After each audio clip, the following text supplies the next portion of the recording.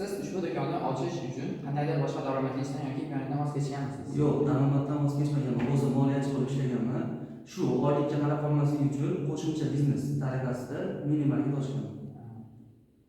Agar ertaga mahsulotlaringiz narxi 10% ga oshirsangiz, xaridorlaringiz soni keskin kamayadimi yoki o'zgarishsiz qoladimi?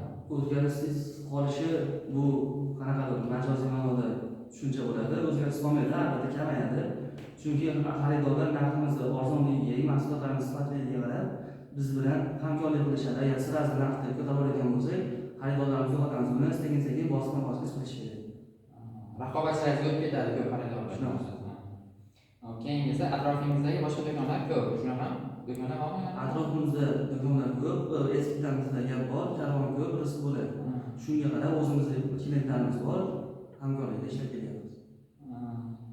Siz endi bundan atrofda do'konlar ko'pligidan o'zingizga monopolistik raqobat tasdiqlasizmi yoki mukammal raqobatdami? Mukammal raqobatda hamma o'z ustida ishlaydi, o'zi uchun kurashadi.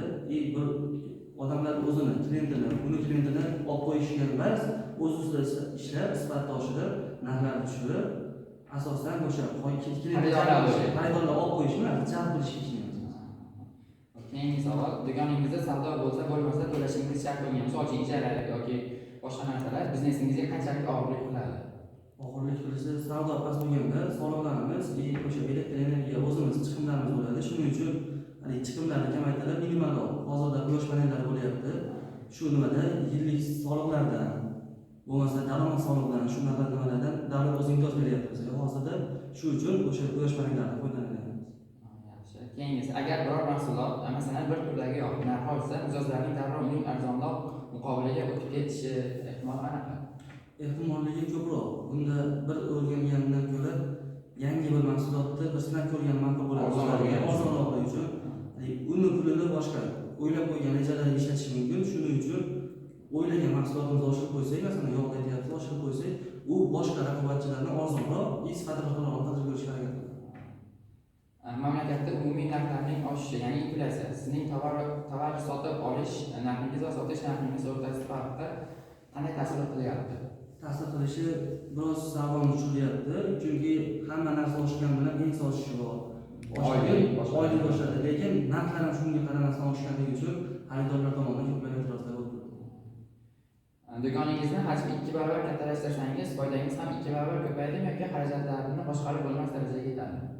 Ma'lum bir narsalarda qarash mumkin. O'zi oziq-ovqatda, boshqa nimalarda xarajatlar oshishi, savdo oshishi, daromad ko'payishi mumkin emas. Agar gavjumroq odam ko'proq joydan boshqa yana filialimiz ochsak, daromadimiz ko'payishi mumkin. Kattalashtirish va boshqa filiallarni ko'paytirish, sifatli qilib, boshqa filiallarga ko'paytirish. Ba'zi o'sha joyda shu mahsulotlar bo'ladi, kattalashtirsa ko'proq bo'ladi. Bundan ko'ra o'sha odam keladi. O'sha odam keladi. Yetarlisini qo'yib, boshqa filiallarga o'zimizga e'tiborimizni qaratganimiz yaxshi. Oxirgisi, mijozlaringiz mahsulot sifati haqida sizchalik ko'p ma'lumotga egami? Ya'ni qanaqa sifatli, qayerdan olasiz, qanaqa? Ularda narxni qancha tushirsa, shu foyda, o'ziga foyda, daromadiga, cho'ntagiga foyda bo'ladi. Shuning uchun mahsulot sifatini, boshqa masalan keladi, bu do'konda sizdan arzonroq bo'lgan deydi. Shu uni masalan sifatiga emas, mahsulot tarkibiga emas, narxiga qaraydi. Rahmat sizga. Sog' bo'ling.